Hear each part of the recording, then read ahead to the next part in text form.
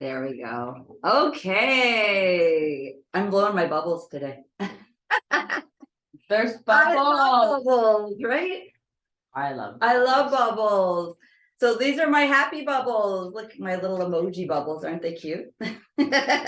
My winking, because I have a secret. No, I'm just joking. My secret. I do have a secret. So I'm blowing bubbles because if anyone is at a state, we are now 30 days into this, going into week 5, at a state where you're, oh, I'm frustrated. Maybe I should have done more. Maybe I should have watched some of the videos or been here or missed workout. I want you to let it go. And anytime this comes up for me in any situation, I use something called the pie method, and not eat pie, although I love pie too. But the pie method is pause, inhale, exhale. Can we do it? Yeah, let's do it. Let's do it. So you pause. So if something's really frustrating you, or you have these negative thoughts, you have that worry loop going on, for whatever the reason, you pause. And when we inhale, you just take a deep breath and exhale. Doesn't that feel better?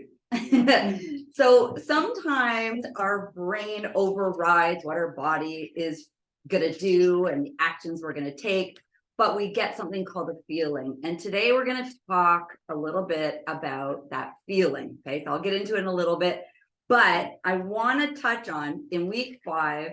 I want to be clear, not once since the beginning of the program have I asked anybody here to set goals. And there's a reason. So we've never set goals. We've never gone, okay, goal number 1, if I achieve it, check mark. Goal number 2, achieve it.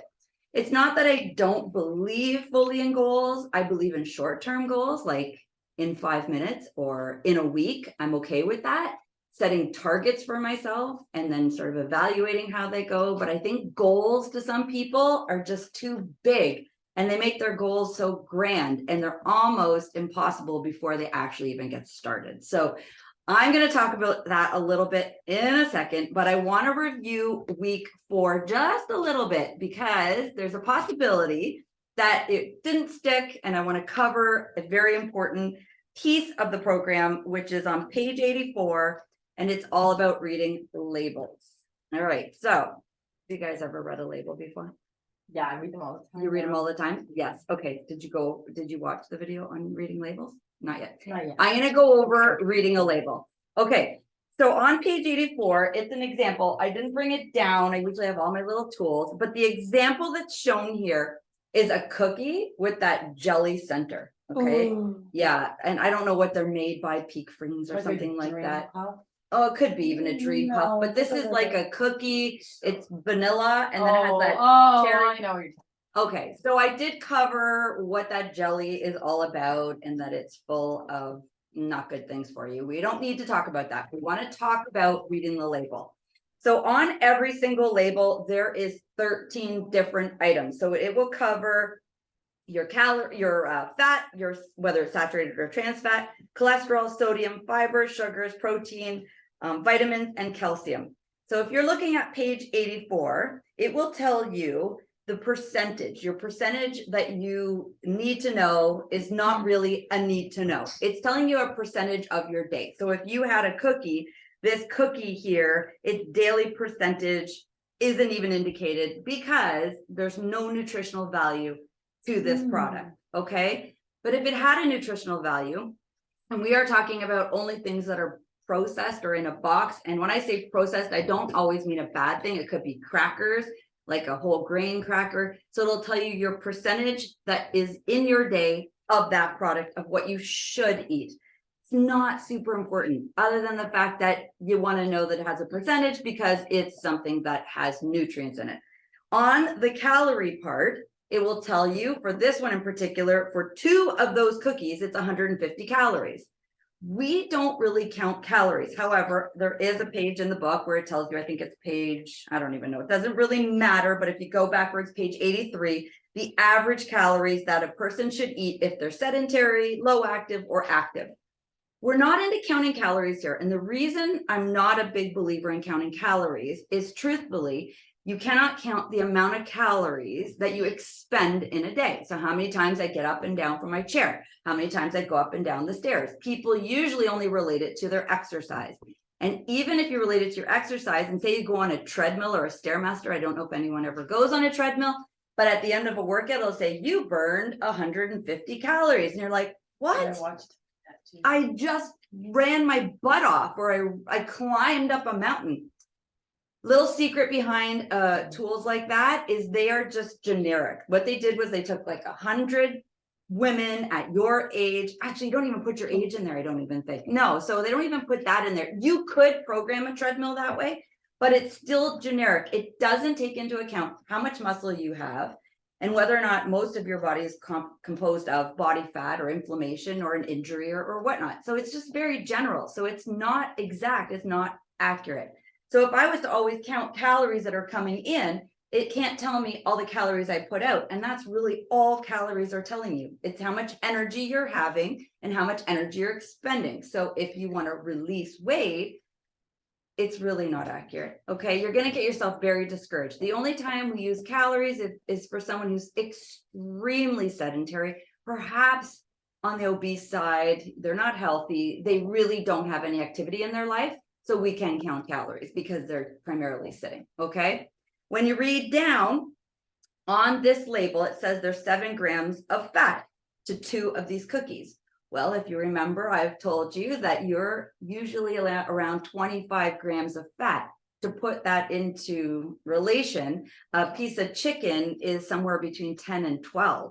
Okay, so now if I had I had a piece of chicken and I had 2 cookies, and maybe I had a salad with some dressing and it has another 10 grams of fat on it, I've had my fat for the day just because I had those 2 cookies.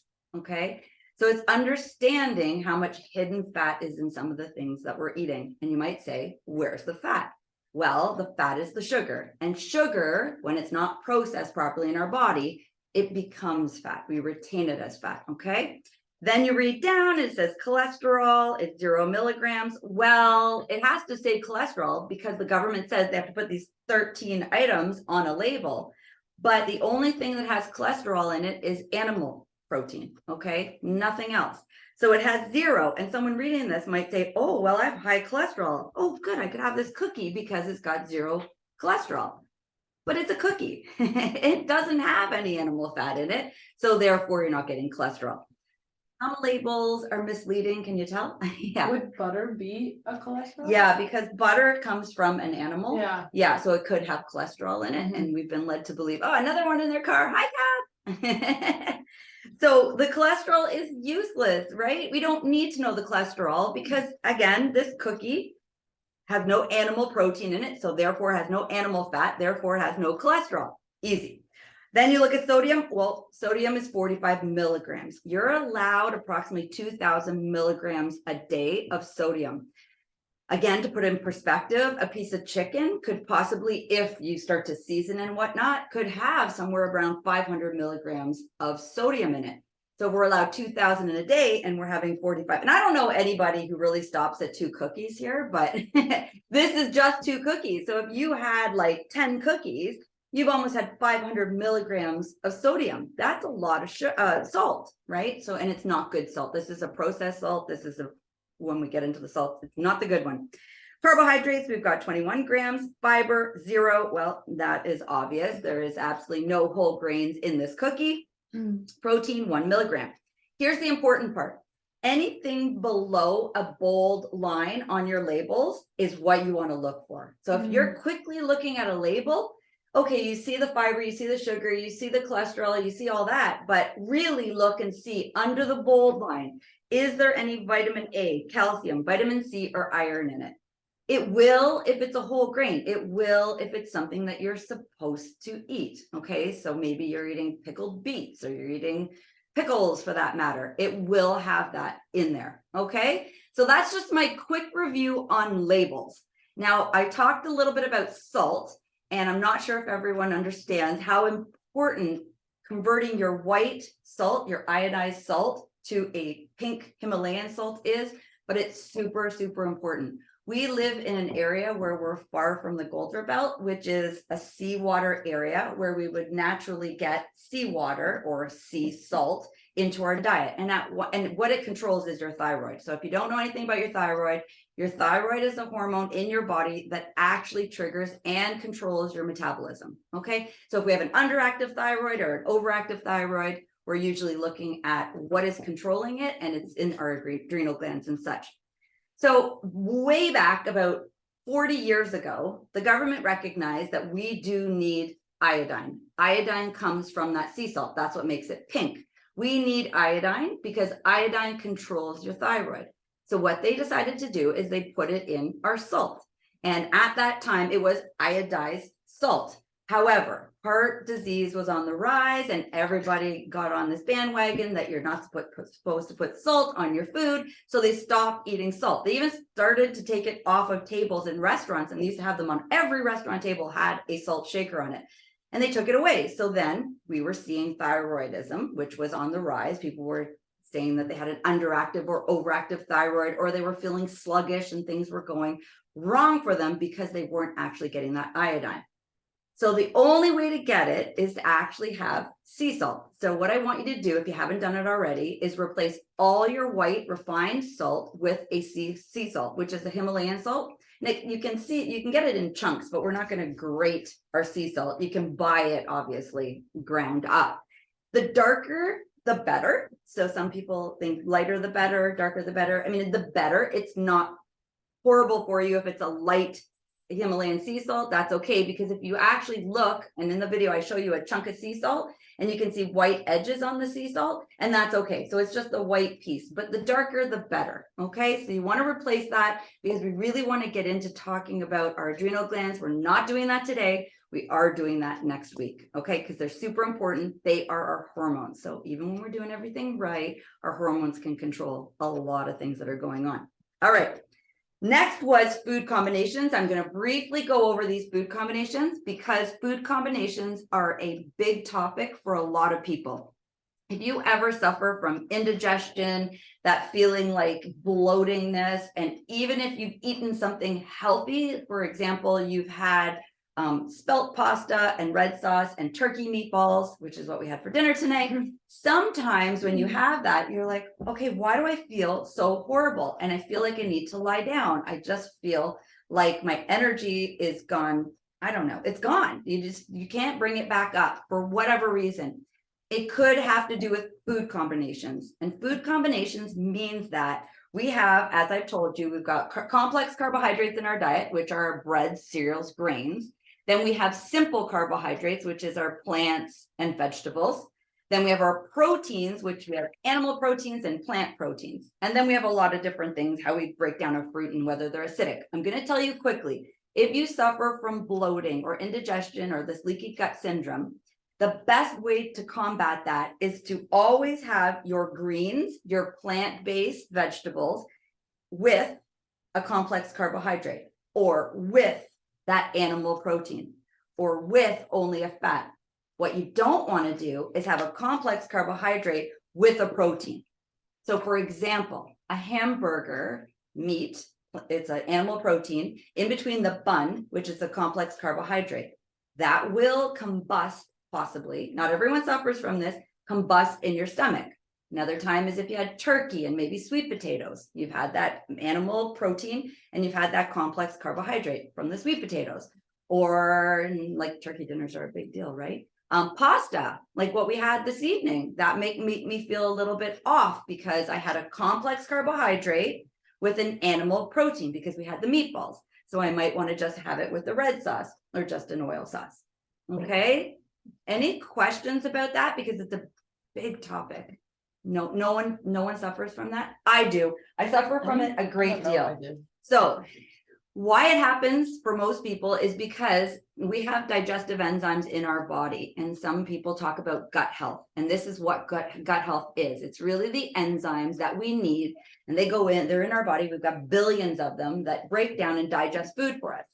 Sometimes as we age specifically, but the little ones are getting like that too, because of some of the processed foods that they're bringing in and not the mindfulness eating and all the things we've learned, and they may suffer as well. So You can take something which is called digestive enzymes. I take, they're basically milk thistle is the basis of the digestive enzyme. And what they do is they actually help to break down the food for you because they are putting enzymes into your body, these little munchy creatures that go in, and they help to break down that food, and they really work. So I'll take 2 of these before I eat something, even an egg, because I'm actually a little bit intolerant to eggs. I have a sulfur allergy, so there's sulfur in eggs. So even if you find it's greens, like even some people react to greens, whether they're raw, some people find they like to steam them and lighten them a little bit. That usually helps, but not all the time. Okay. So these are anywhere. You can just go into any health food store. It doesn't have to say milk thistle. It usually says digestive enzymes. They were out of them, but I know the basis of it is milk thistle. Okay. It's a natural herb. It does absolutely nothing to you. It will not bung you up. It will not make you have diarrhea in any way. It's just a helpful aid. All right, guys? So do you take that before like every meal? Or Not every Okay. meal. Just like dinners maybe? Yeah, no, you know what? Actually, if you do suffer from this at all, what you'll find is even when you look at a food, you know, just by the looking at it, what you're going to feel like when you're going to eat it, because your body has this memory that says, ooh, It's like I me know with like cheese or like cheese, I have to take a lactate, but Yeah. that could be digestive lactose. enzymes also help. Yeah, so we Oh. have a lactose conversation going on as well. Cheese is a big one for some people. They could be Quinoa for me. lactose intolerant. Remembering that lactose is a form of a sugar, anything with a tose at the end is a sugar. So there is sugars in a cheese that we can't digest and break down sometimes. So you could take a lactose supplement, but digestive enzymes work really, really well. All right, so that was what we covered last week. This week, if you turn to page 92, we are going to talk about stress. Lovely stress. Okay, so there's absolutely no way I could do this program without touching on this very important conversation. Never heard of her. Never heard of her. Never heard of that girl called stress. Stress is huge. Okay, stress to me, we might as well just erase weeks 1 all the way to week 5, because if we're constantly eating under stress or trying to rest while we're stressed or work out when we're stressed, it won't matter, because the body goes into this fight mode. It shuts down and says, oh my goodness, I only have enough energy to do what I'm doing, and that's thinking or being stressed. And therefore, my digestive system or my rest system shuts down. It takes a back seat immediately. What actually happens is when you are stressed and you're trying to eat, your cortisol levels spike up. Cortisol is part of your hormonal imbalance, okay? When your cortisol levels spike up and then we don't use them, if we stay in that stress mode often, then we start dumping glycogen into our system, which then converts to body fat. And we create this constant circle. What is stress though? So many people are always saying to me, Lee, but I'm not stressed. I handle everything just fine, everything with ease. But I'm here to tell you that absolutely everything is stressful. Stress could even be when you're in a happy place and someone walks in and they just sort of zap you of their energy. They could just be vibrating on this down phase energy. And you're like, I'm trying to handle this. I got this. Yeah. Everything's organized. My day is organized. My environment is organized. I'm doing all the right things. But for some reason, I'm taking on the energy of other people. We're surrounded in it. And we talked about this the last time we were together. And we talked about looking at that negative person and sort of seeing some characteristics of a negative person, and looking at a positive person and seeing some characteristics of the positive person, and trying to maybe act the positive person, which is great because we're all positive people. I've told you this already. I believe that we're all givers in this program. I don't think one person here is one of those people that's always take. If anything, we're constantly giving. And that even plays out in our stress. So when a person walks into a room and maybe they're negative, I'm just giving that as an example, we may start sending them our energy, trying to correct the situation, which isn't a bad thing, except for if you're in that environment all the time, you're constantly in that fight or flight mode. Your cortisol is up without you even knowing it. Okay, so we started, I blew my bubbles and I said blowing bubbles is even that breath out, right? The pie method. Pause, inhale, exhale. If you notice this is happening, you have to stop and breathe. Breath is one of the best things you can do when you are sensing stress. And I don't mean just someone walking in the room, any stress, someone's leaning over your shoulder, you're watching a TV program, you're out at an event and there's a lot of action around you and it's not something that you're comfortable with. It could be anything. Anything can trigger that stress hormone to rise. And we don't want to keep it there. Okay. But we can't control everything. And though I don't want you to think you can control everything around you, you can control what's happening within you. Okay. So that pie method is huge. I want you to think of pie. As soon as you sense something, breathe. Okay. Or think of meditation. And that's really what meditation is all about. Meditation is all about getting in tune with what's happening in your body. Okay. So you might not take a moment to do that every single morning, but that's okay. You can do it all throughout your day and just start noticing. Okay. Start noticing these stressors. Notice when you're giving, and perhaps not giving back to yourself. All right. That's a big, big piece. All right. Let's get into it. So how do I control my positive environment? Well, being grateful for where you are right now. That's a huge piece. We talked about not being defined by our disease, and being defined by your disease, I said, can sometimes be a little bit of excuses. All right. So you'll hear these excuses come up from time to time, and those excuses can become a little bit of what we can, well, it's not even a nice thing, but it's like a little bit of a self-pity. And that's okay. Self-pity is okay to recognize where you are in that moment. But being able to switch that quickly is what's going to control the stress that's going to come out of that sort of, excuse and or disease or whatever it is that's coming up for you. May it be self-pity, but our behavior is the key in how we manage it. Okay, so we can look at, all right, I'm going to get up and I'm going to prepare all my meals for the day. I'm going to have whole wheat on hand. I'm going to replace all my sugars. I'm going to do my cleanse once a week. I'm going to manage my workout. There's so much going on in your mind. But even that alone can trigger a stress, especially when you get off track. So what's the one thing that I have mentioned over and over and over again that we have to give ourselves? Permission. Okay, permission is huge. And that 80-20, what I'm hoping, we are 1 month into this, I'm hoping this has come up for you. I am sure I'm probably 110% stressful situations have come up for you where you are trying to make good decisions and things just got a little off. Perhaps you inserted that permission and you looked at that 80-20, and I'm really happy about that.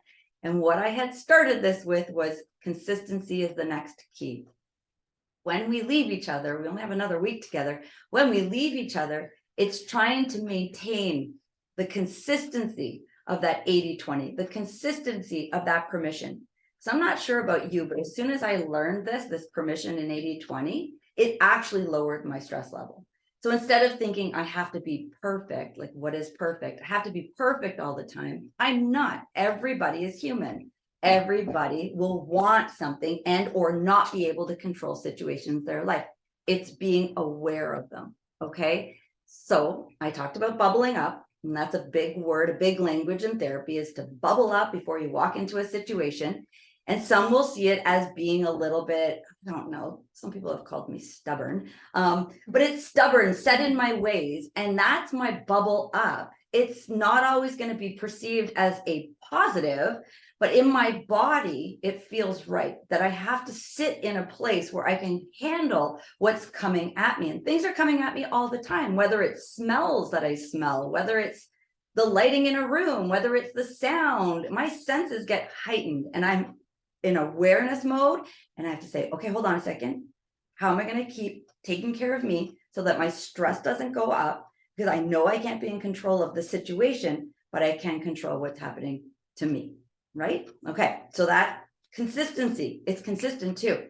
This will not change overnight. Everything you've learned up until now, it will not change overnight. That's where consistency comes in. All right. Just being consistent, going back to what's really important and what you know to be right, what you know is working for you.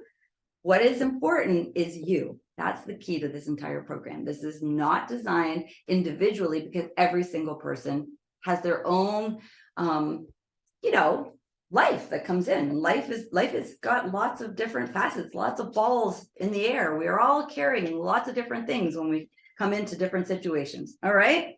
Okay.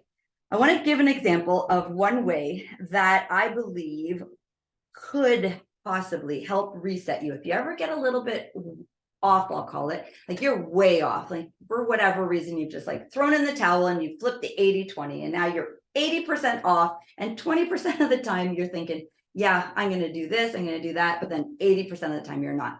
And it's called gratitude. And I'm sure you've heard this before. Gratitude is a huge tool. As soon as you're feeling off, I've already said we're giving, giving, giving. But sometimes when we're giving, there's a gain involved. And it could be just making sure that, you know, my kids are dressed warm on a cold winter's day. And the gain involved is that they're not going to get sick and then they're going to come home unhealthy and then I'm going to have to care for them, right? Because when they're in pain, I'm in pain. So there's a little bit of giving and take, right?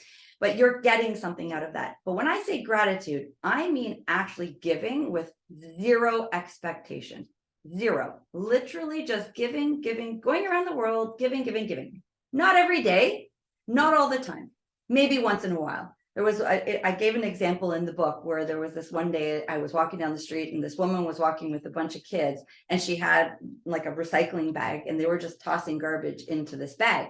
And I love that idea because I thought, oh my gosh, that's beautiful. Obviously, she's doing something good for the environment. She's doing something good for the community. But she's also teaching those young people that there's really nothing in it. Of course, we live in a better environment because of it, but in that moment, they don't actually see that benefit, but they see the benefit of just feeling good about doing something good. So if you want to lift your happiness meter, like you want to just kind of go on a high, give. And it could be anything. I mean, obviously you could give to food banks and you can carry this bag around if you want to, but think of something that you know is necessary, but it's not something you're doing on a regular basis. Just try to think about that. And it could be as simple as holding a door for someone. Think of 10 people, paying it forward. There's this whole coffee thing, right? Pay for the person's coffee behind you. It just feels good. And when you feel good, you do good, right? So we start to do good. And when we're doing good, not just in our community, but to ourselves, that happiness meter goes up. And we start to shift that 80-20. May not be immediate, but for most people it is. But it could get you to 50. And it could get you to that next 20 or 30, whatever's left, back and switch you back over. Because as soon as you start giving to other people, I know I mentioned that we're all givers and we're doing it for a reason. But when you're just giving with no expectation, there is not a better feeling out there. There really isn't. And you start to change the vibration of everyone around you. So when you volunteer at something, or, I mean, it doesn't have to be on a regular basis. You could be just at the library and a bunch of books are misplaced and you put them on the shelf. Like, it's not really helping you, really. I mean, it's helping the librarians. You just feel really good about it. Okay. It's a quick trick. I use it a lot. I'm quite pleasantly surprised when I do give back. I'm more often than not giving to people that are really in need.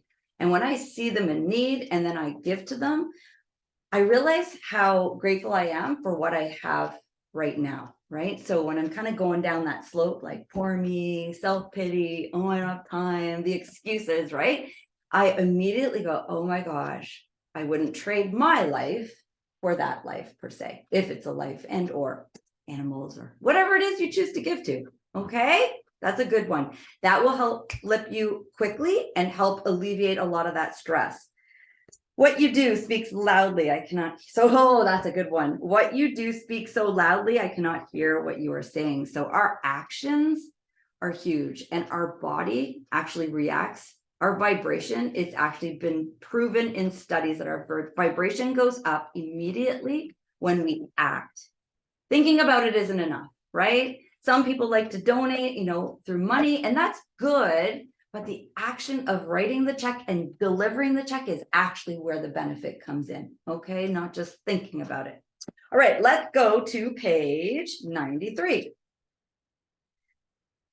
All right, so I want to go through a little vision here where you're going to close your eyes. I want to take you on a bit of a journey, and I want you to think about 1 year from now. And what I want you to envision in this 1 year from now is perhaps who's in your life, how do you feel, where are you, what are you doing? You might go as far as to say, how do you look? Meaning, what's your vibration like? Not really outwardly what you look like, but think about 1 year from now and sort of try to envision what that all looks like.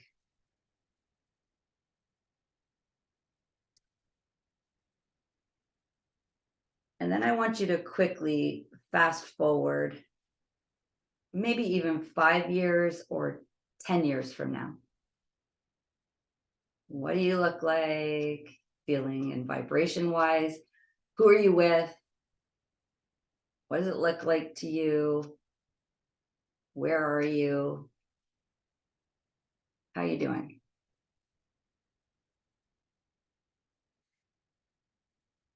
So you can open your eyes, and sometimes we get so stuck in that worry loop that I talked about for a reason that I'm not sure we can always see forward to. And some people just worry in the day, and that's okay. But then they start to begin to realize that those worries that they're having during that day are really because they're worried about a week from now. They're worried about a month from now. Maybe they have an event to go to, and that's what they're worried about. Or maybe they're worried about 6 months from now when the weather's going to change. The reality is, though, all of the worries that we're having aren't really going to be what we're worrying about maybe a year from now, or 5 years from now, or 10 years from now. However, if what came to mind was body image in any of that, and your worry is through this whole program was your why, let's say, was to release body fat, and that's still your worry, think about whether or not that was the first vision you had of 1 year from now. Was it the first thing that came to mind when I said 1 year from now? Or was it even the first thing that came to mind 5 years from now or 10 years from now? Or was it just vibrating on a higher energy? Or did you get sad? You know, we think of our kids gone, or our friends have left, or animals have passed, or parents. I mean, there's so many different images that could have come to mind, whether it was happy or sad. The reality is, though, possibly you didn't think about, oh my gosh, I'm going to be, thin, skinny, whatever it is that we use in our language to say, I want to release weight. But if it was, what I really want you to start to focus on, if I haven't honed in on it enough, is just your health. For me, when I did the exercise, it was more about health. The health of not only myself, but the health of my family and my friends, my animals, being able to be healthy and in the job that I was happy about and the lifestyle that I wanted to live. That was really what came to mind for me. So if we could quickly shift when we're thinking of these worries and these stresses that come up through the day, and think about, will this matter 1 year from now? Well, I can assure you, if you do some of the things that we've done, if health becomes your number one priority, you're okay. Because if you've taken care of the whole wheat that we've exchanged, or the sugar that we've replaced, or the cleanses that we've introduced, you're taking care of your health, you're going to be okay. We all have a disease, like we really do. And I don't even want to go back to the disease as the excuse. Most people believe that they have diseases in their body, and we do. We actually have diseases in our body, like cancer and diabetes, and we can actually bring those to fruition. Can we think it into fruition? Yes, we can. Yes, we can. But actually, how we really bring it up and make it spark or trigger it is through what we eat, how we manage our stress, whether we exercise and move our body. And I told you, exercise isn't always going to the gym. It's how active our lifestyle is. Okay.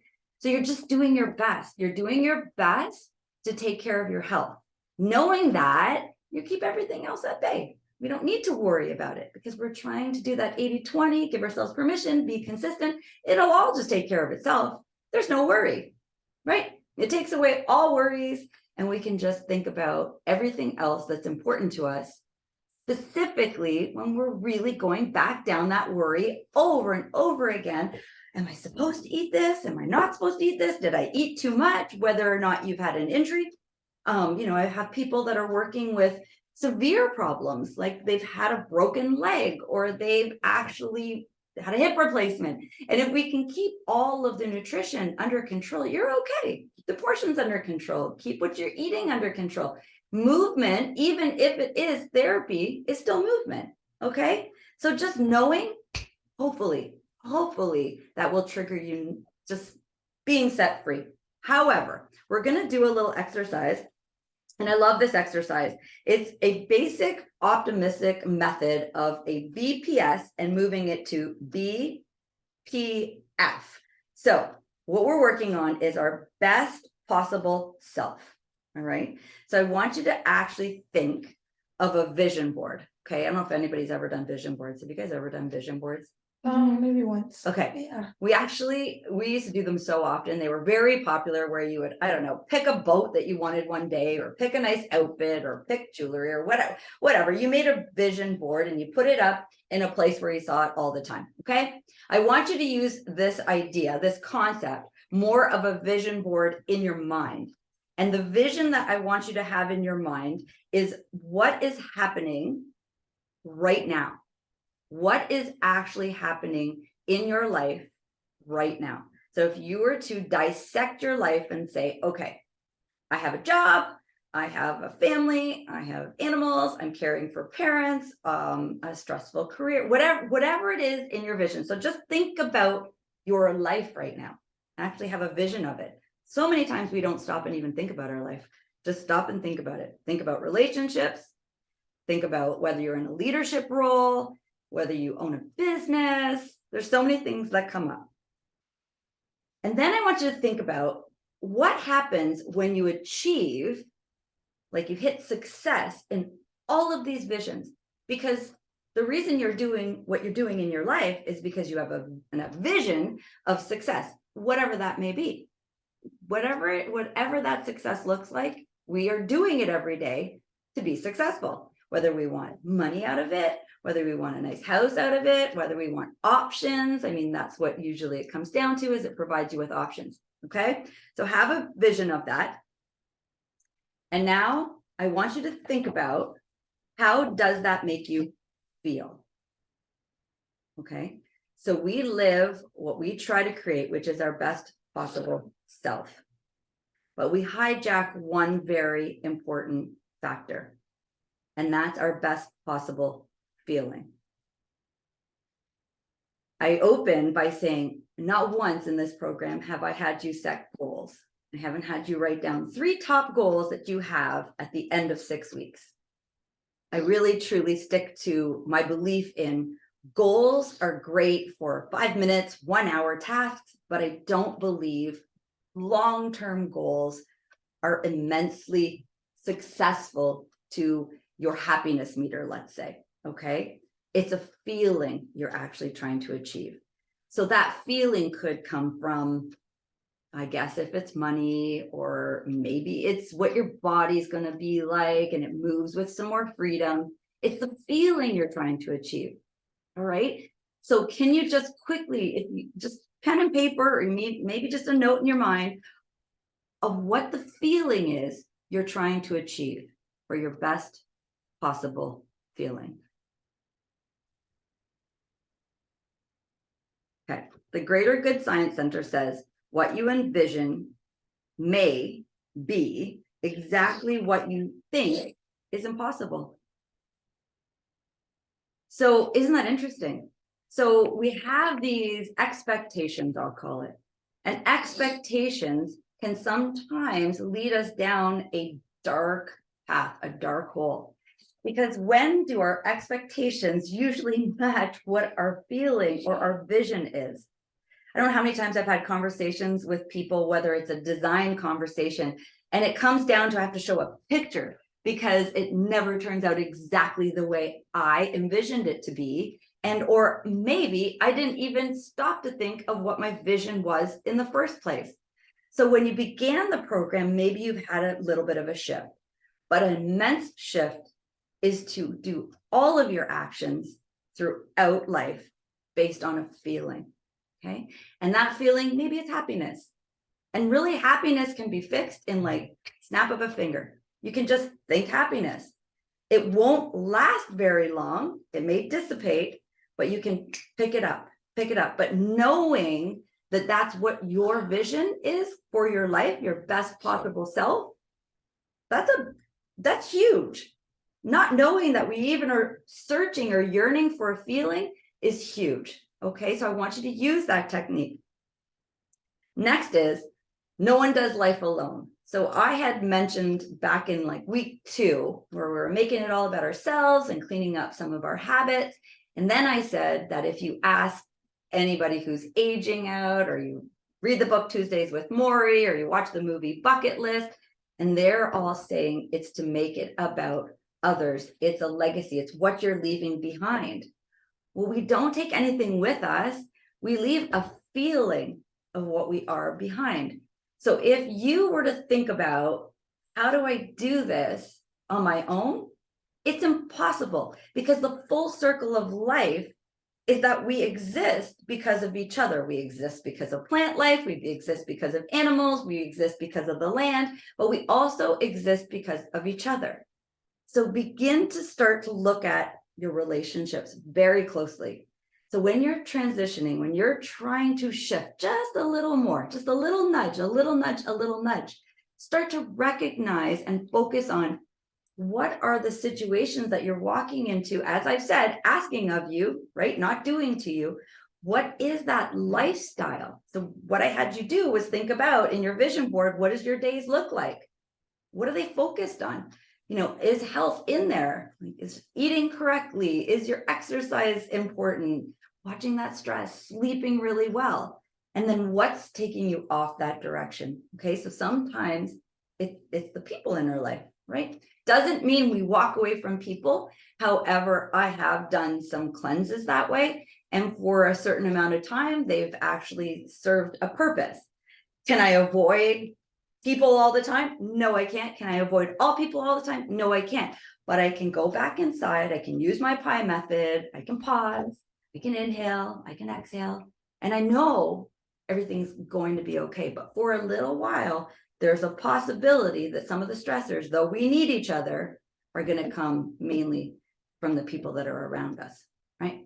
I've talked about, like, an alcoholic wouldn't go into a bar, right? They wouldn't set themselves up for that situation. So recognize that, because food and nutrition and lifestyle has a lot to do with our social environments. And then we're in our social environments all the time. And sometimes you can control it at work, not all the time, but you could lead a little bit by example. Maybe people will pick up on it. Okay, so 3 steps.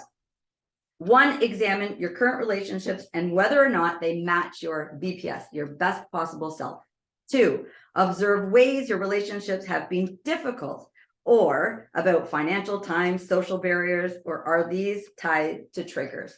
So what that means is, when you observe ways your relationships have been difficult, believe it or not, I've done this before. This was a big task. I was so surprised that many of them came from myself, because I get to decide where I go. I get to decide what I do most of the time. Go back to the 80-20, right? 80% of the time, my day is mine. Whether I go to a certain job or not may not be, but there's people that have shifted their careers because they've made a decision.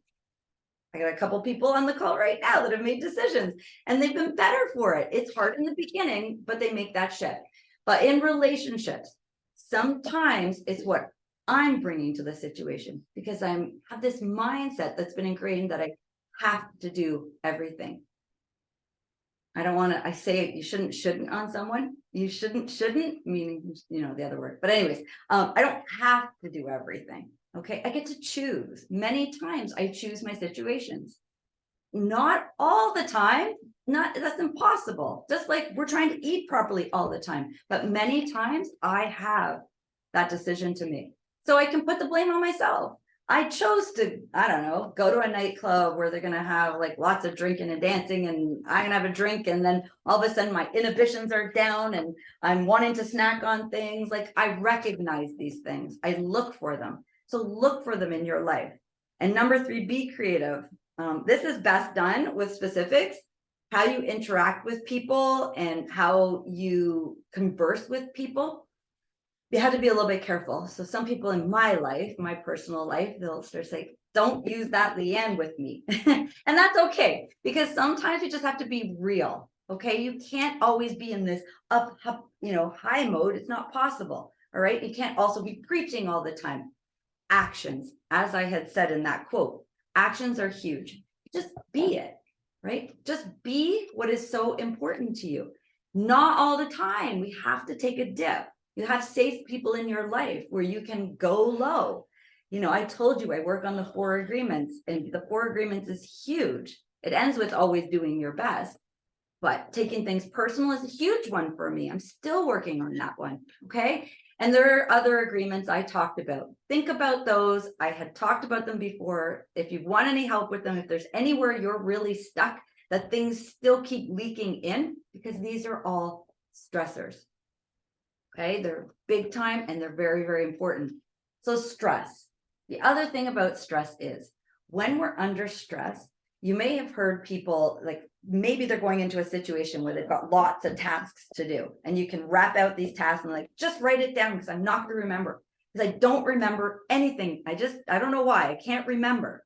You have something called your hypothalamus, and your hypothalamus is in your brain. This is just science. It's in your brain. It takes in information. Okay, so any information I've even provided, or any good information that you might read or hear, your hypothalamus takes in the information, and your amygdala is where you store it. Okay, this can also go back as far as your childhood. You might have been taught certain things. These are stuck, held memories in your hypothalamus, and then they get held in your amygdala that you believe are true. So if a scale was used, if you went to your doctor when you were little and they used a scale all the time, and I've told you the scale is not your best measurement, you may still be storing a message in your amygdala that says, no, if the scale doesn't go down, I haven't hit my target. Okay, I'm bad. This sucks. Nothing works. Whatever language starts to go through your mind that bully starts talking about is there. How do we control this hypothalamus? How do we bring in more information, and how do we store it? We have to work on our stress. Okay, stress is the culprit for why we begin to have memory loss, or why we are forgetful, or we have this whole should do and can't do. Okay, it's not just that defined by disease. There really is a science behind it. And this all sounds so, I don't know, far-fetched, and it's like, oh my gosh, impossible. You're asking me to change my entire life. And no, I'm not. Simple things, just simple things like a meditation, like a 5-minute meditation. I've told you, meditation can be gardening. Meditation can be just sitting in a chair. What it really is doing nothing. And that's hard for some people. Not to be looking on their phone, not to even pick up a book and read it, not to even knit. To actually sit and do nothing is how you recondition that amygdala, okay? Because we're taking in information. The information is, I'm sitting and I'm listening to my body. I have pain somewhere. I don't know, I'm tired. And your brain, your hypothalamus is taking in that information, and then it's storing it in that amygdala. And as we store it in that amygdala, we begin to realize, oh my gosh, I have a body here. I got to join the body with my brain, and we begin to think differently. It's immediate. 5 minutes, try it. Okay. But like I said, it's practice. Practice makes perfect, right? 5 minutes every day. That is one of the exercises I really want you to start doing this week immediately. Like tonight, when you go to bed, try to lie there for 5 minutes. Don't do anything. Don't check messages. Don't do a things to do list. Your brain, that monkey brain, is going to happen. I know it's going to happen. Okay. But not all monkeys can swing from vine to vine forever. They can't. They have to rest. All right. So it might be longer than 5 minutes. And it may not happen tonight when you're lying in bed, but maybe 6 months from now, maybe that vision, that 1 year vision that we talked about, maybe 1 year from now, it's just gonna become a habit. So you just close your eyes, and sometimes what I'll even do, and this is a trick I use almost every night, I close my eyes and I focus inside my eyeballs, my eyeballs focus down towards my nose, and I look for a dark space. Because my eyes are constantly moving. I have moving eyes when I'm thinking, we have moving eyes right now. Your eyes get tired. Close them, and even then they don't know how to rest. They're actually moving around, they're twitching. So relax them, drop your eyes down to a dark spot on the point of your nose with your eyes closed. I'm not actually looking at me, you could look at your nose, but you might go cross-eyed. And it really helps. And within like minutes, I'm rested and I'm actually asleep. You could try it. Delaney just tried it right now. Close your eyes.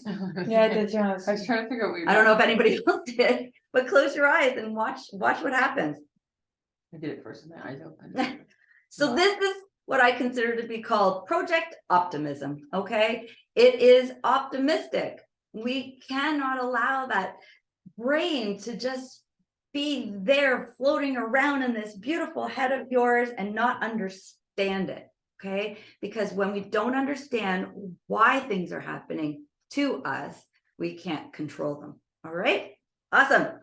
So we're moving on. Okay, so I want to go over, oh yes, love yourself. Okay, there's a wellness paradigm shift. I just want you to think about how funny this kind of is, but you know how we, with a dog, like we'll walk our dogs, we feed our dog nothing but dog food. God forbid you give it chocolate.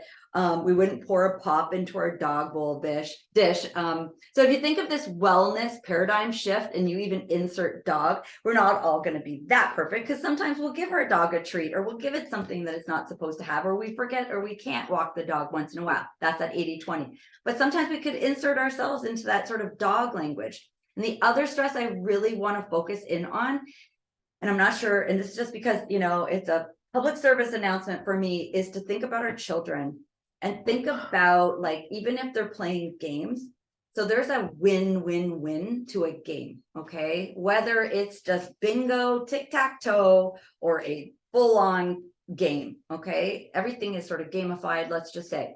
There's that win-win-win. Okay, that win-win-win in a child, if you think about what they're going through, even in a day to be good in school or do their homework when they get home, do all their chores, and then they're on these games, their body is constantly under this stress attack. That cortisol is constantly dumping into the body. So if you think of the hours some of the kids are spending on their Game Boys, I'm probably dating myself, there's no such thing as a Game Boy, I don't know, PlayStation, whatever that tool may be. Sometimes it could be the healthiest thing you could do for a child is to just remove it for 5 minutes. Okay, give that brain a break, let it rest.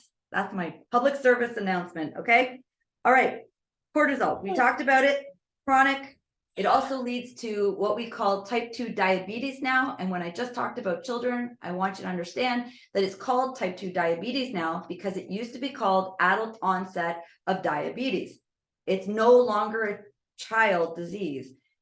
I mean, an adult disease. I flipped that. It's children have gotten it too. So a lot of children have been getting diabetes, and the parents are like, well, how could they have adult onset of diabetes? That's a diabetes. So diabetics that are number 2, type 2, they're not born with it. It's from lifestyle. Okay. How could they have that?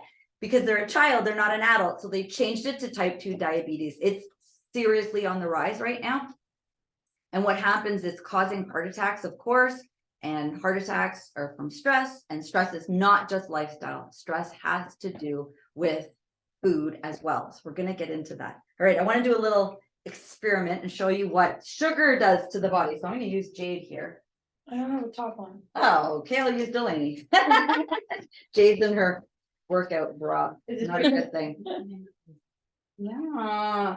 Okay, I just want to show you a little trick because I love it. All right, so Delaney, you're just going to put your hands out. So Delaney, I'm going to push down on her arm and she's just going to resist me. Excellent. Really resist me. You're awesome. Okay. And then, so sugar. So if you think of cortisol, like I said, cortisol is sugar in the body. And we put sugar into Delaney's hand. Put the lid on. Oh, you put the lid on? Just in case. Are you really afraid I you're don't going to wanna spill it? spill All right, so Delaney's going to put the sugar in her hand, and then I'm going to press down. You're resisting? Yeah. All right, well, that's exactly what's supposed to happen. So basically, all we're showing is that our resistance is lowered whenever we have sugar in our body. Sugar is cortisol, right? So we can eat really well, we can replace all the sugars in our body, and sugar in your body, cortisol, will weaken you. It weakens your immune system, it weakens your hormonal system. So we'll get into that next week, like I told you. It weakens our ability to say no. Okay, our inhibitions go down, because I know if I'd have a really stressful day, because we all have them, I come home, I'm grazing. I'm like, oh, I need to, I don't know, reward myself. And we've learned that that's not a reward, right? Treats are not a reward in that way. So I want you to, I'm really trying to nail in stress, okay? Stress is huge. We have to learn to manage it. Let's talk about some other ways to do that.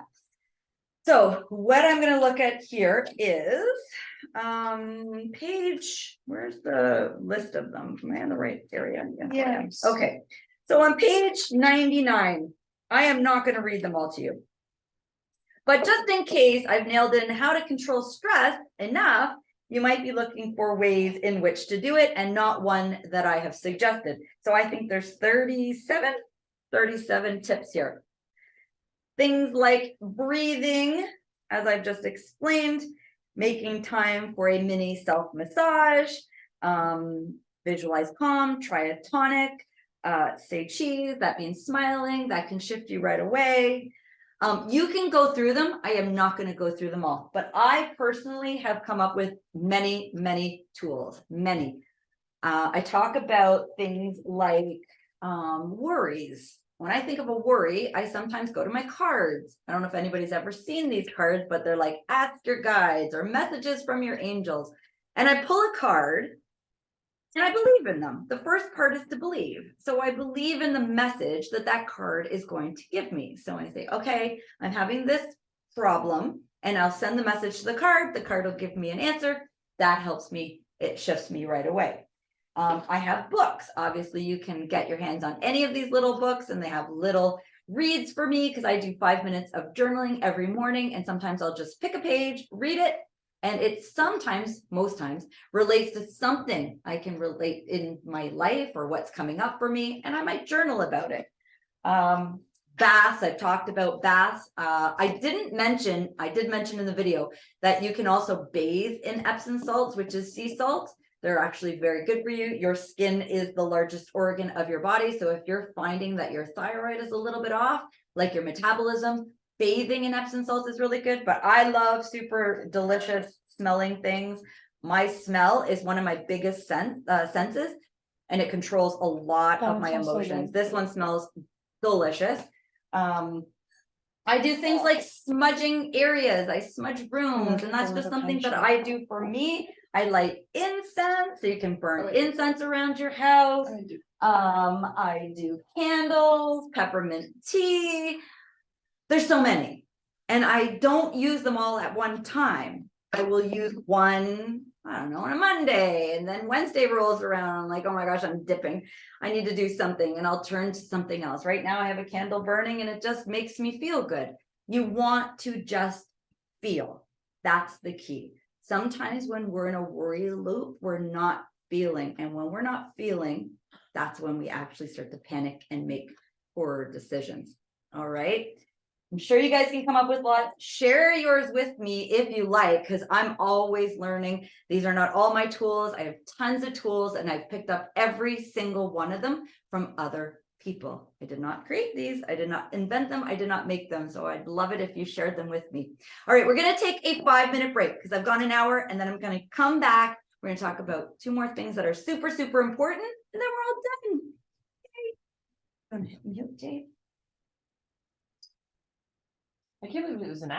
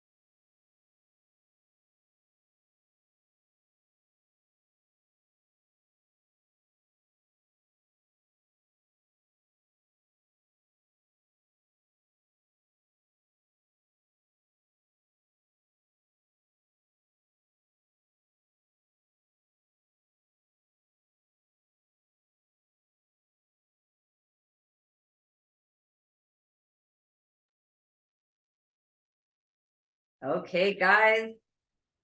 We've all had a little rest. I'm trying to find my page because I just looked at it. There it is. Okay. Okay, welcome back. So I want to start by just labeling something that comes up quite a bit, and that's the word shame. And I don't want anyone to think I'm shaming on you when I talk about things that come up and or happen within your life and or to you, because nothing you do is wrong. It's a reaction to a moment, but the immediate feeling we have in our body is this feeling of shame, like I'm bad, I'm not good.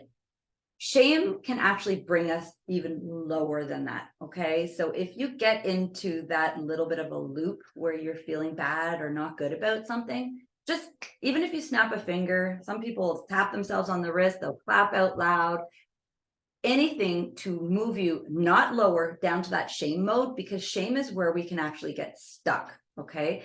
So don't allow that good and bad to get you stuck there, because that in itself will create even more stress, and probably the biggest stress that I've seen in a long time. A lot of people are dealing with this. Social media can be a little bit of a culprit of shaming people, in the sense that when we go on social media, we're usually looking for the likes and dislikes. And even if you don't pay attention to them for whatever reason, they trickle in. Obviously, you can see a like, you can see a dislike. And what happens for people is they go from that, it's actually a fear mode, like a fear that, oh my gosh, they don't like me. Oh my gosh, I'm doing something wrong. Or we even scroll through our social media and we actually begin to judge ourselves. And when we judge ourselves, it's a form of fear. So we begin to think, oh, why didn't they invite me? Or why don't I have as many friends? Or I don't do anything that's fun, and blah, blah, blah, blah. Whatever conversation happens in your mind. And none of that may happen in your mind. But for many people, and there are some studies going on right now, that 88% of the people that go on social media have that feeling. So they go on for the likes and dislikes for that dopamine effect. And I don't know if you know what dopamine is. Dopamine is your feel better hormone. So it's secreted into the body. The problem with it is it's gone as fast as it comes in, because we're scrolling so quickly and we're looking through so quickly that we actually don't have enough time to process a good feeling. So I personally do social media cleanses. Back in the day, I don't do it as much now, but when I was super busy with emails, I would do an email cleanse. I used to actually send out an email to my friends because I didn't want them to think, oh my gosh, Leanne's not answering me. And I'd just say, you know, I'm going on an email cleanse for 48 hours. Maybe it's even social media. I still have people that will say, hey, Lee, don't forget to look at this on my social. I'm like, I'm not on social media right now. And then, okay, I'll send it straight to you. I love it.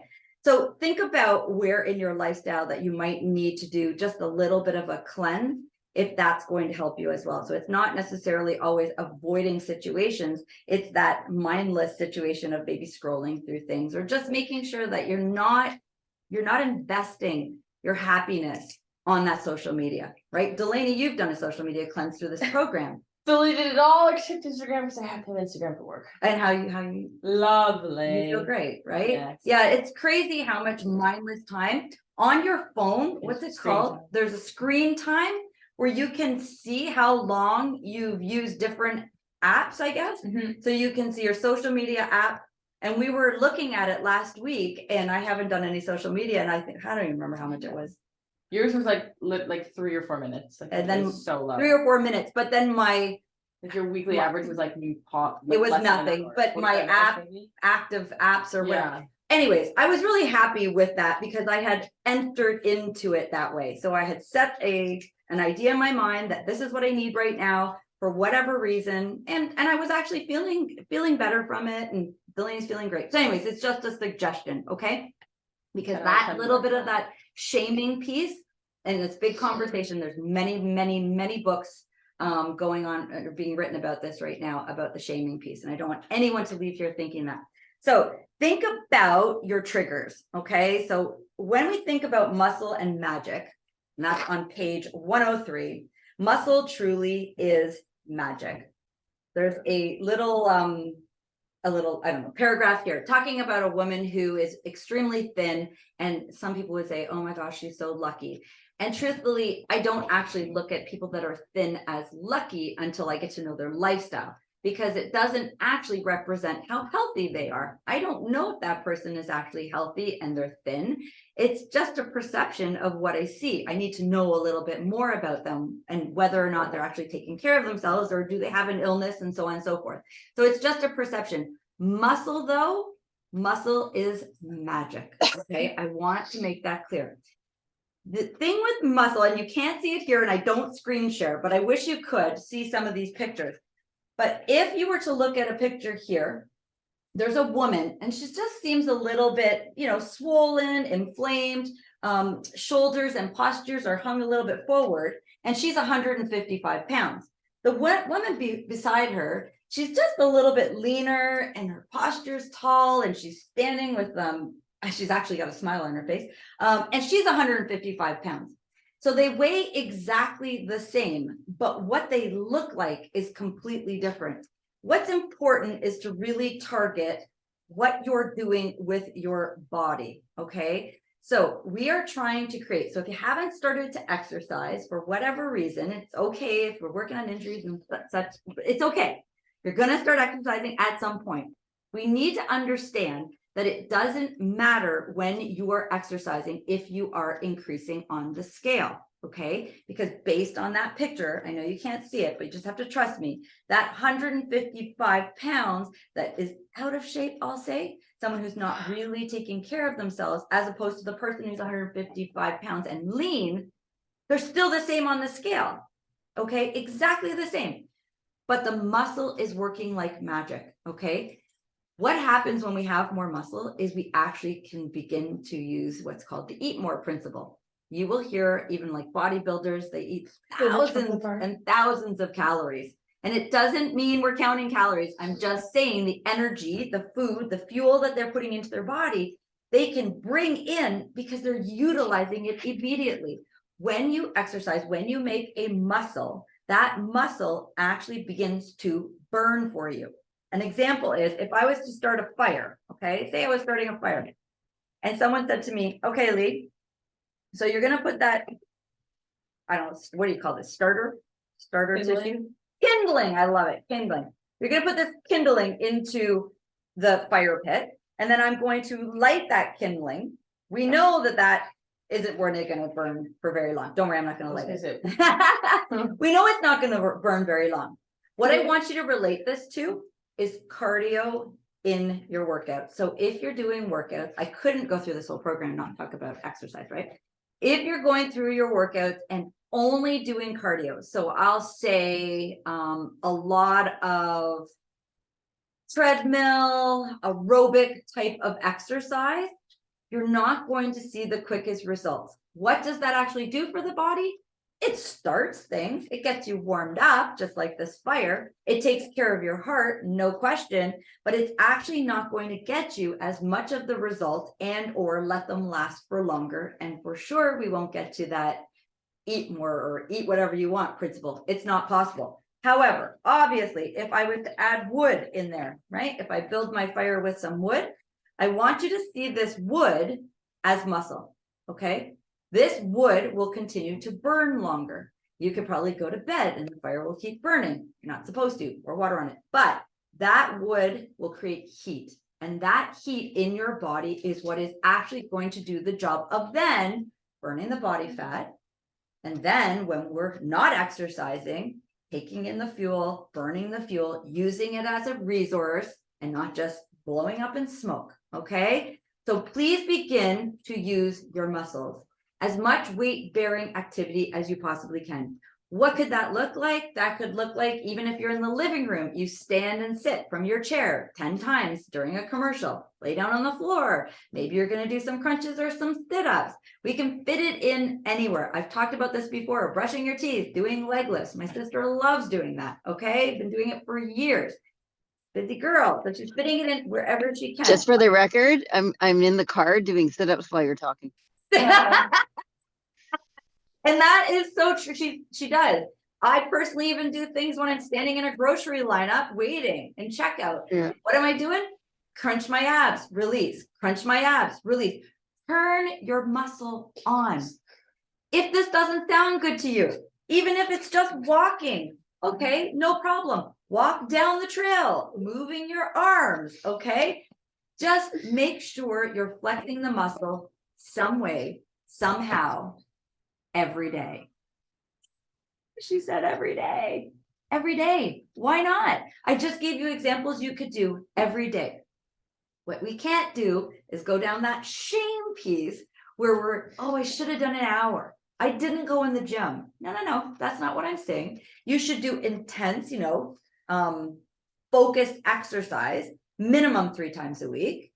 But, every day would be great. But anyway, 3 times a week, okay? And then on your other days, just be mindful of your activity, because that muscle is where you're going to really see the difference. I promise you, immediately, as immediate as even just the feeling good, erasing the stress that I talked about at the beginning of our talk, okay? It's really, really important. Like I said about the 2 people, I have these 2 glasses. The glasses look exactly the same, right? Even a person who's using their muscle is going to look different. If I pour these little seeds in here and I fill it to its top, right? It just looks clean and trimmer. So think about you and your clothes. You feel clean and trimmer because everything's starting to tighten. But if I was a person with a little bit more inflammation or per se body fat, doesn't matter how much I try to shove these in, it's still spilling out.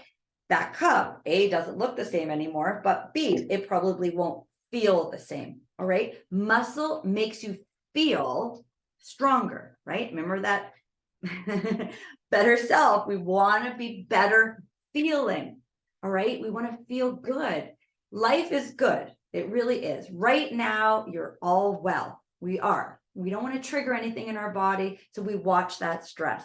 We want to increase that exercise, because that exercise is what's going to give you that resistance. Not just resistance in your training, but resistance in your life. You will make better decisions, especially when you're mindful with your exercise.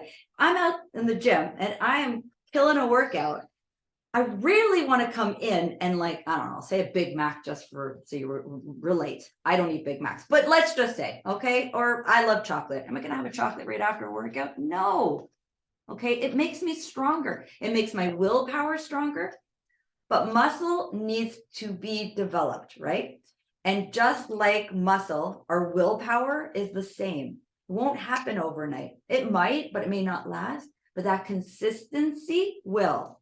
So doing this for a long period of time, years, think back to that vision we had 1 year from now. Imagine envisioning that life, that lifestyle that you maybe had in your mind's eye and attaining it, okay? Because you can. I've taught you, it's so easy. So let's just quickly end with triggers, because triggers are huge. Triggers are actually what are going to take us right off course. I mentioned that my mom is weary about having a cup of tea sometimes because it goes with a cookie. And I personally am worried about going into importance because it triggers a donut. So I want you on page 104, and if you can't do it right now, that's okay. Think of some triggers that come up for you: a food, a place, and a time. You could even work it backwards. Is the time you get home from work and you're really tired? Is the place your home? Is it in, I don't know, in the living room? And what's the food you're reaching for? Or can you not have a slice of pizza because it's going to trigger you want to pop? Or that cup of tea and you want a cookie? We all have one. Everybody. There's not one person I know that doesn't have one. And if you can't think of it right now, that's okay. What I think about here is a vision board or posting pictures for temptation. So the vision boards that I talked about earlier are another really great tool when it comes to triggers, because most of our triggers will happen and we go to the fridge or we go to the treat cupboard. That's just what we do. Now, if you're the person who's out and about driving all the time and you have that lifestyle, maybe you want to do a little vision board in your car. And a vision board could just be a picture of something that motivates you, whatever that may be. Is it your children? Is it yourself? Is it a picture from a magazine? Is it fresh, healthy food? What is that picture that you could put up? I have had people go as far as putting pictures on their fridge, and then when they open the fridge, they've got lots of Post-it notes like, Is this important? Can you hold off? Can you wait for that gratification? Like whatever it is, can you wait 60 seconds? They have these little messages all over the place. People have done it with their mirrors when they get up in the morning. If they want to get up and feel good when they look in the mirror and not immediately have those negative thoughts, so like smile more. You know, you look awesome. You've seen them maybe even in change rooms when you go into department stores. Okay. Now, sometimes we begin to not see those things. So writing down and identifying with your trigger, because we either have one or maybe we have more than one, but we usually have at least one. Make sure you name it, make sure you know what it is, and watch for it.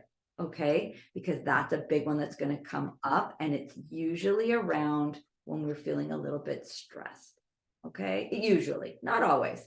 All right. Okay, so this week, how are we all doing with the cleanse day? Good. Jade, how do we feel? I was kind of hungry. Jade was kind of hungry But I on was her only because cleanse I was day. unmotivated to cook, so I Right. didn't- So she had some reasons, and which is good. So you identify the reasons why it was a little more difficult, so that when she goes into her cleanse day this week, she's not triggered by those reasons. One was unmotivated to cook. You had a lot going on that day. You were Yeah. gardening and moving things. Anyways, maybe setting yourself up on a different day. So I'm not saying your cleanse day has to stay as rigid as one particular day, though I absolutely love habits. You know, I've always talked about habits, not goals, habits. So I'm in a habit of having that one day. Mine happened to be a Wednesday, and I've shared with somebody, oh, mine's Wednesday too, and mine's Wednesday too. So whatever day is your cleanse day, I just want to review. No animal protein on that cleanse day, no complex carbohydrates, but you're allowed seeds, you're allowed nuts. We offer just a little bit of cheese on your salad. If you wanted to do that, you can have a big bowl of soup. It's like unlimited greens, right? Unlimited soup, unlimited fruits and vegetables. Have as much as you want. Have it all day long. Or you can go back to your smoothies. You could have your smoothie for breakfast, have it for lunch or dinner, swap it out, whatever. But it's very, very important to snack on your cleanse day. So you want to be having a snack less than what I've said before. So I've always said the window's 2 to 4 hours. On this one, it's 1 to 2. So it could be something small. It doesn't have to be anything big. It could be like 3 walnuts or whatever comes to mind.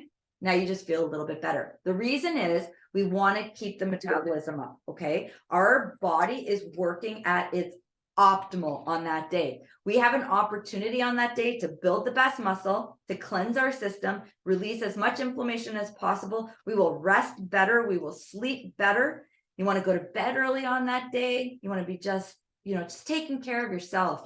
You should come out of it feeling really, really good. However, I did give permission at the end of the day, if you are starving and you just need something, a really good thing to have is that 1 cup of rice, because rice is something we can quickly and easily digest. Okay. That's very important. Then when we cleanse, when we're releasing, we may ask ourselves, is that an okay day to exercise? It is the best day to exercise. Is it the best day to go hard? No. We want to just lower, if we were using 20 pounds, maybe we use 5 pounds. Just be gentle with yourself. It's the one day you get to be gentle with yourself. We're always on. Okay. So it's a really good day not to add more stress to your life. You're just going to do yourself harm, as we've talked about. Okay. The other thing we covered was the food combinations were good. No, that was what I was concerned about. The wheat, I'm sure everybody's replaced their wheat. Remember I talked about your grains, okay? Make sure those whole grains, that's the biggest piece to this program.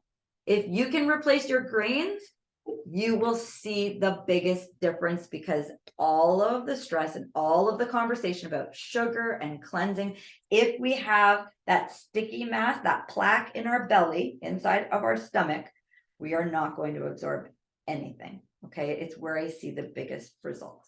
All right. Any questions, guys? We're all done. That was good. Was some more bubbles? Why do I blow bubbles? Bubbles! Why am I blowing bubbles? What am I doing? Because they make you happy. They make me happy. Pie. Think of pie, but not Sure. sugar pie. Oh yeah. What do we do? P is for Pause. Pieces. pause. I is for MSS. Inhale. inhale. E is for Exhale. exhale. When you feel stress, or you feel under attack, or that shame is coming up, or whatever it is, just breathe. Okay, it's huge, huge. Breath is life. Okay, first thing we do, we come out of the mother's womb. I said we cried, but really, what do? Breathe. We breathe. We just came out of that crazy canal into this world of life, right? Bring it on. We What? breathe. Okay, it's very important, and it lowers that cortisol immediately, right? That insulin drops. As soon as that insulin drops, we're good. We're cruising. Our body is in happy mode, right? It's in rest and digest, not in fight or flight. All right. Well, that's it, guys. Thank you so much. We have one more week. If you have any questions, message me, email me, whatever comes up. But I really, really want you to work on the stress this week. Okay, it's huge. Bye. Bye, Dad. Bye, Ash. Have fun at soccer. Bye, Leah. Thanks, Thank you. everybody. Enjoy painting. And Tanya, I didn't even get to see you. I don't know what you're doing. I know. I'm hiding. You're driving? Hiding. Hiding. No, Oh, I- hiding. That's okay. Hide away. I know you're taking it in. Have a good night, guys. Breathe. Think of what I Thank said you. in bed. Do a little meditation.